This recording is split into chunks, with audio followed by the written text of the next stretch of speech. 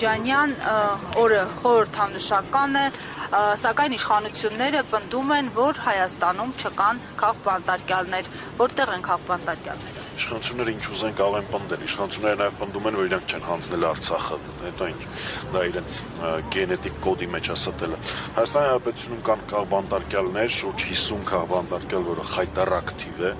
բացի նրանից, որ Հայաստանում թիրախավորվում են անձինք, հայլախոհներ, նաև թիրախավորվում են լրատվամիջոցներ, հենց այս դեպքը, անտիֆեյքի դեպքը ոչ միայն անձանց, մեր ընկերների Նարեկի եւ Վազգենի, այլ նաև լրատվական ծառայության, այսինքն անտիֆեյքի թիրախավորման փորձ է, հիշեցնենք, որ փորձ էր կատարվում սարքերը արգրավել, բայց աջակիցների միջոցով նոր սարքավորումներ գնվեց, իսկ այն խայտառակ իրավիճակը, որ Հայաստանում առկա է քաղբանտարկյալների հարցով, հաստագրվել է թե Եվրոպայի ժողովրդական կուսակցության կողմից դեռևս Արմեն Աշոտյանի անազատության ժամանակ, թե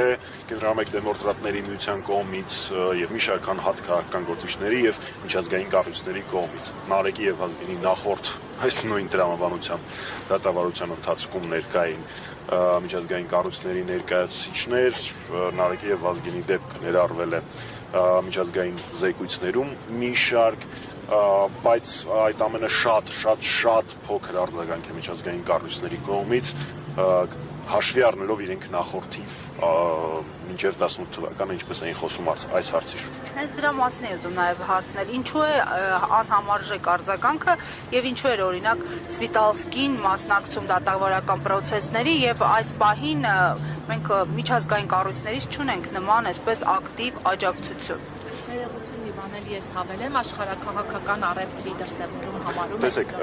վերջին շրջանում միջազգային կառույցներից զգալի հատվածը, չեմ ուզում բոլորը բառը օգտագործեմ, բայց մեծամասնությունը, ինչպես դուք նշեցիք, աշխարհակաղակական շահերը նախընտրում են արժեքահեն քաղաքականության, այսինքն այն արժեքները, որոնք իրենք դավանում էին, որոնք իրենք քարոզում են, իրենք են դավաճանել այդ արժեքներին եւ չեն խոսում ակնհայտ մարդու իրավունքների խախտումների, ակնհայտ քաղբանտարկյալների դեպքերի մասին։ Սա ինչպես ես արդեն նշեցի, աշխարհակաղակական շահերը գերադասելն է արժեքահեն քաղաքականությանը, որը անդադար պիտի բարձրաձայնվի։ Այսօր գիշերը Հանրապետականի դասական կազմակերպության անդամները ողջ քաղաքը ողողել են գրաֆիտիներով, տրանսպորտի վրա է փակցվել քաղբանտարկյալների, բոլոր քաղբանտարկյալների նկարները, Հանրապետականը շարունակում է կոչանել, որ այս հարցում պիտի լինի միասնական 100% միասնական մոտեցում, չկան իմ եւ քո քաղբանտարկյալներ եւ վերգետնյա անցումներից, կամուրջներից փակցվել են մեր քաղբանտարկյալ ընկերների լուսանկարները եւ իրազեկման ակցիան դրանով ավարտվել է։ Այսօր օրվա ընթացքում եւս մեկ ակցիա է Հանրապետականը պլանավորում, որը ձեր նշած հարցերի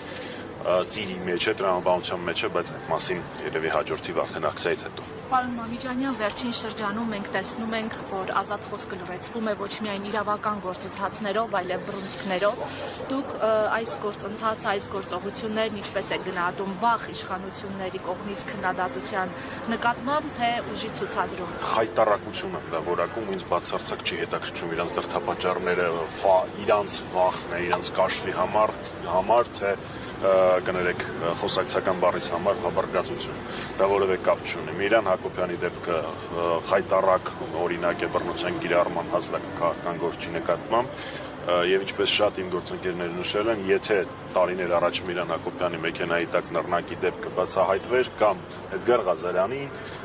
նկատմամբ իրականացված բռնության դեպքը բացահայտվեր, գուցե այս դեպքը տեղի չունենար։ Այնուամենայնիվ առողջություն մաղթենք Միրանին եւ եւս մեկ անգամ ընդգծենք, որ նմանօրինակ դրսեւորումները անթույլատրելի են որևէ բացատրություն, հեքիաթ իշխանությունների կողմից, բայց խոսքի ազատությունը ունի, դա որևէ կապ չունի։ Եթե ոտնա, այո, Փաշինյանը նկարագրում է եւ մի քանի մարդ էլ փորձել է հետևից թելը-թելի։ Որևէ դրամաբանություն չկա, որով կարելի է ասել, դե լավ, ոչինչ, այս պարագայում նորմալ է, որ հասարակական գործի նկատմամբ բռնություն են կիրառել, կամ առավել եւս որ իրավապահ համակարգ օգտագործել են այս կամ այն քաղաքական գործին լրացնելու համար։ Դա անընդունելի է, որևէ բացատրություն, որևէ պատճառաբանություններ այստեղ տեղի ունենալ չեն կարող, ինչ վերաբերվում է սահմանների մասին, Փաշինյանը թույլ է խոսալուն նայի ու իր կողմնակիցների խոսելուն նայի, այս բոլոր դեպքերում առաջինը առհասարակ առաջին Հայաստանի հասարակական դաշտ հայհոյախոսությունը եւ խայտառակ բառապաշարը բերել է ինքը Փաշինյանը, ինքը մինչեւ Վարդան Ղուկասյանի գոյությունը դոգմա կանոնով ինքն էր տոգը, այսպես ձևակերպենք, սա մեկ։ Երկրորդ, հիմա էլ իր կողմնակիցները ինչ որ էթիկայի ինչ որ անհասկանալի թերթոններ են փորձում իրենց ընդունել, բայց դա որևէ կապ չունի, իրենք շարունակում են լինել հայհոյախոսության, տհաճ, անընդունելի բառապաշարի կարևորագույն ռետրանսլատորները Հայաստանի հասարակական դաշտում, այնպեսով ով խոսի իրենք իրավունք չունեն։ Կոնկրետ Նարեկի եւ Վազգենի պարագայում մենք ունենք մի խայտառակ դեպք, ազգային ժողովի աթոռին նստած մարդը հայհոյում է տղաներին, տղաները պատասխանում են իրեն եւ իր իսկ դիմումի հիման վրա հայտնվում են անազատության մեջ, նույնը կարելի է ասել նաեւ 168-ի նկատմամբ ծավալված այսպես ճնշումների վերաբերյալ, որտեղ նույնպես նախաձեռնողը Ալեն Սիմոնյանն է, այնպես որ այստեղ որևէ քննարկելու բան, սա արդյոք սա քաղաքական հետապնդում է թե չէ չկա։ Պարոն Մամուջանյան, եւ վերջին մի ճշգրտում նաեւ հայ առաքելական եկեղեցու շուրջ ստեղծված process-ների վերաբերյալ քաղբանտարկյալների թվում այնպես է ստացվել, որ բարձրաստիճան հոգեվորականներ են եւ չի բացառում նրանց թիվը աճի, եթե չգնան չընկրկեն Փաշինյանի այսպես առաջարկների առաջ։ Հիմա դուք ինչպես եք պատկերացնում հանգուցալուծումը, ինչ պիտի անի հայ առաքելական եկեղեցին, հանրությունը եւ քաղաքական շրջանակը։ Ես ներողություն եմ խնդրում, բայց ես այնքան հանդգնություն, այնքան անհամեստություն չեմ ունենա կյանքումս, որպեսզի որևէ բան խորհուրդ տամ 1700-ամյա կառույցին։ Ինչպես որ որոշի առաքելական սուրբ եկեղեցին եւ դրա առաջնորդ վեհապար հայրապետը, մենք խոնարհաբար կկատարենք մեր պարտականությունները, սիրով ընդ որում պարտականություն բառը այդքան էլ լավ բառ չի, որպես հավատավոր քրիստոնյաներ մեր առաքելական եկեղեցու հետևորդներ։ Ես հատուկ չսկսեցի նշել, բացի մեր սրբազան հայրերից, բացի մեր պայքարի ընկերներից սրբազան պայքարի շրջանակներում Նարեկից, Վազգենից, Դավիթից, բարերար Սամվել Կարապետյանից